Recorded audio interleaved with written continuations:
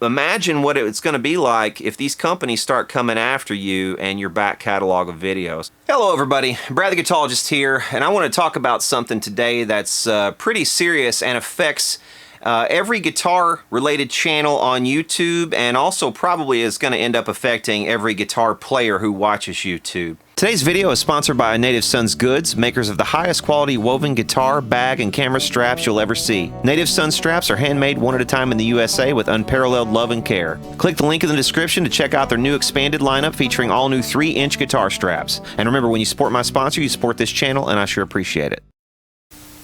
Recently, I got a notification from YouTube telling me that one of my videos had been blocked worldwide by WMG. WMG is Warner Music Group. The reason they had blocked this particular video is because I had done a review on Jason Becker's new album, and I included a few clips up here in this kind of area like I do on Shitpost Friday, and I played a little, just like maybe 5-second clip of one of the solos, and that's why supposedly they blocked that video worldwide, because I used portions in a completely fair use way in a review, no less. Actually, it was a very positive review of one of their artists. Actually, I was promoting his new album. I was telling my viewers about his new album. I was positively promoting it.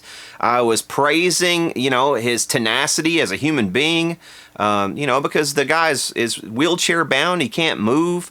He has amyotrophic lateral sclerosis, which is Lou Gehrig's disease, and I was, I kind of did some commentary about that, and I was really just kind of going on about how cool it is that he's still composing music, and how cool it is that all of these different guitarists had lent their talents to this record.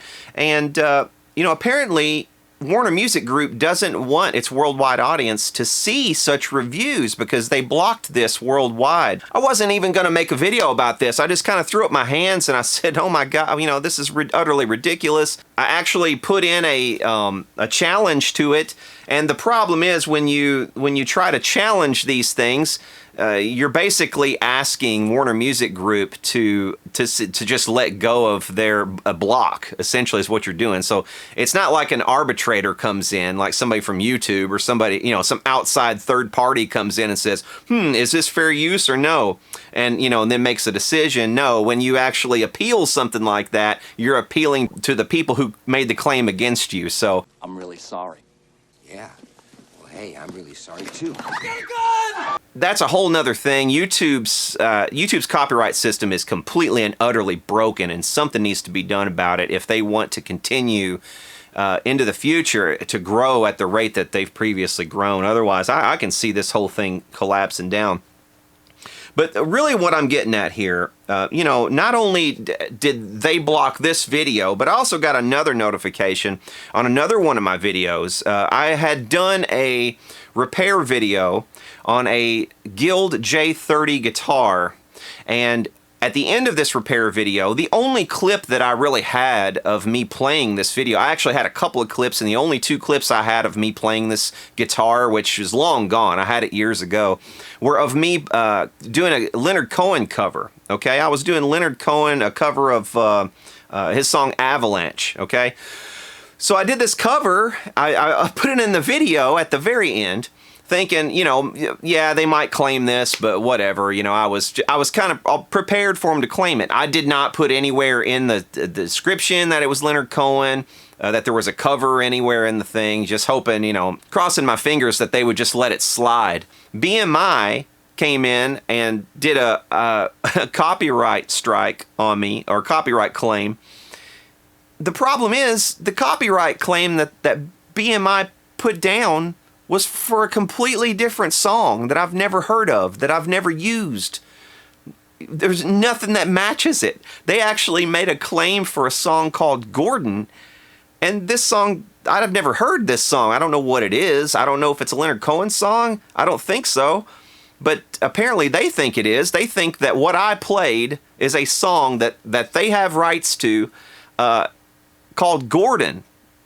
So how am I supposed to respond to this? Because if you go in to dispute this claim, you only have like a certain number of check boxes. None of them really applied to this situation because, yes, it is a cover song. Yes, someone else besides me does own some of the rights to this, and someone, you know, by all rights deserves half of that half of the video. You know, I don't think they deserve half of the whole video because it was only at the very end. That's a whole nother thing. You know, you could make an hour-long video and then have a 15-second clip of a song from a major label anywhere in it, and they can claim half of your revenue for the entire freaking hour-long video, which is utterly and completely ridiculous. And until the YouTube community actually gets together and does some kind of class action lawsuit or brings some kind of lobbying to bear on governments, you know, to change this, to actually make a law where, you know, they can't come in and do this because they're taking the piss is what they're doing. They're actually making this claim because YouTube is allowing it. YouTube and the major labels have gotten together, and this is the agreement that they've arrived at. YouTube is able to keep doing what they're doing, more or less, and, you know, the record labels and ASCAP and BMI, you know, they can actually get royalties for their artists, and I'm fine with that. I'm fine with people getting royalties for artists because there's not enough of that around anyway. But besides that, they don't own the whole hour-long freaking video. They don't own even half of the whole hour-long video. They might own half of the 15-second clip or the, you know, 10 seconds that I actually used it. They shouldn't be entitled to the complete half of the hour-long video. They actually made this copyright claim on this Leonard Cohen song, but they didn't claim the correct thing. So what am I supposed to do? Naturally, I'm going to dispute it. It's not even correct. And I don't even know if BMI represents Leonard Cohen. I actually Googled it to see if BMI even represents Leonard Cohen's catalog, and I did not come up with anything. So I don't know if BMI even has any rights to do what they were doing to begin with. So naturally, yeah, I'm going to dispute that claim. But what am I supposed to check in this dispute? Because there's nothing really that says, oh, they claimed the wrong song. So all I can really say is, yes, I own the rights to all this. You don't own the rights. So that's what I did, and we'll see how that dispute comes out. But really, the main thing I want to urge all YouTube guitar players to start doing, or to stop doing, more accurately, stop playing cover songs. Stop using riffs, and if you are a guitar teacher, try to avoid teaching all of these riffs and age-old guitar songs. When these companies who represent these artists become so desperate for revenue that they are going to start flagging all of these videos, you're going to end up losing half of your back catalog's revenue, and you're going to end up owing people money because you're going to have, you know, you're going to have stuff in your back catalog that got 500,000 hits, and it was you teaching Stairway to Heaven, and, you know, here all of a sudden BMI or ASCAP or somebody has come along with a claim against it. No Stairway. Denied. Even though it's all you playing it, and it's all you slowing it down and teaching, you know, people how to play the actual thing, they still have some sort of claim that they can make, but the problem is you're using it fairly. So there's no way for you to get any kind of recompense at all unless you're willing to up stakes and go to court over it. And if you don't have the kind of money that it would take, as Glenn Fricker pointed out in a recent video where he had this same problem of WMG coming in doing a claim on one of his videos and blocking it worldwide. If you have no way of taking these people to court, if you can't afford to do that, like most of us couldn't, unless we got together and did a class action lawsuit, which it would probably eventually come to that. But I think what they're doing right now is they're doing it little at a time. They're steadily just, you know, they'll do maybe 1 or 2 songs in their catalog, and then they'll maybe come back later next month and then maybe do another 1 or 2 songs and then just kind of ease it in. But there's going to come a time when they're going to get so greedy and so revenue hungry that they're going to start flagging this stuff. And you guys who are guitar teachers today are going to have a very hard time of it because, you know, all these riffs that you're playing and all your demo videos, and all you demo people as well. If you have a channel doing pedal demos and you've demonstrated 1,000 pedals in the past and you've played Mississippi Queen, in half of them, and they decide, hey, they want their little bot to go after anything that flags Mississippi Queen. They'll even go to your comments section, and if somebody in the comments section said, hey, great riff, Mississippi Queen's awesome, then bam, the bot actually, it'll know exactly what's in that video, or it'll know to look for it, and if it comes upon something that even closely resembles Mississippi Queen, you bet your ass they're gonna claim their copyright. You know, again, you have a fair use right to do this, to teach people guitar and to use these songs in that way if you are using it for an educational purpose.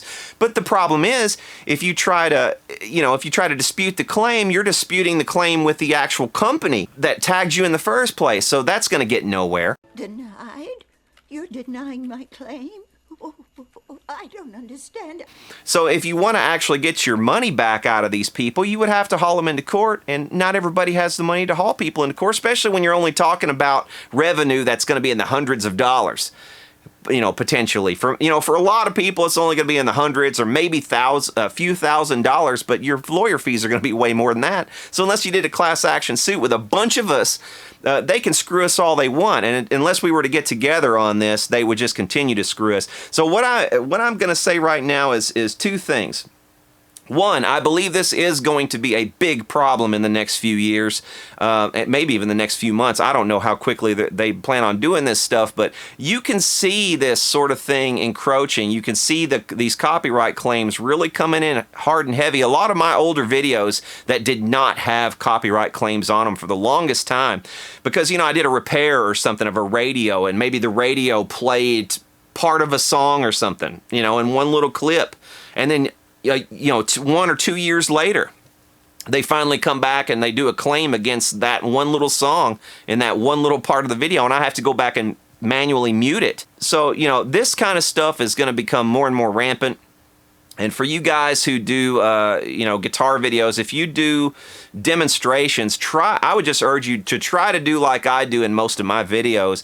Try to just make stuff up on the fly. Just come up with riffs, pull them out of your ass if you have to, you know, because they're going to end up coming back at you on this stuff. And, luckily, I've just been, the whole time I've been on YouTube and I demonstrate equipment, I pretty much just make stuff up on the spot and just pull stuff out of my ass. And, you know, yeah, half the time I look like an idiot and a buffoon because I'm just flailing around on the fretboard. But at the same time, you know, I have a lot fewer fears of this sort of thing than a lot of you guys. And a lot of you guys who have YouTube channels, man, you need to really stop and consider your business plan here for a second. And, go back to square one and really imagine what it's going to be like if these companies start coming after you and your back catalog of videos. YouTube is a fantastic resource. It's a fantastic platform. I've had a lot of fun on it. I've made some money on it. It's allowed me to sort of, not go back to the day job that I was doing a long time ago, because I've been able to sort of parlay this into something cool. But, you know, if they start doing this copyright stuff, if they start getting to the level of, if you play a riff, you know, or even whistle a tune or hum a tune, as Glenn Fricker pointed out in his video about this subject, Jared Dines had just hummed a tune. I don't even know what the tune was, but he just hummed something, and he got a copyright claim just for humming something. And what I imagine happened was, like I said earlier, somebody down in the comments said something to the effect of, oh, that song was X, you know, or that whatever. So if you look through all the comments of the top 20 guitar channels, and it flags any songs that are mentioned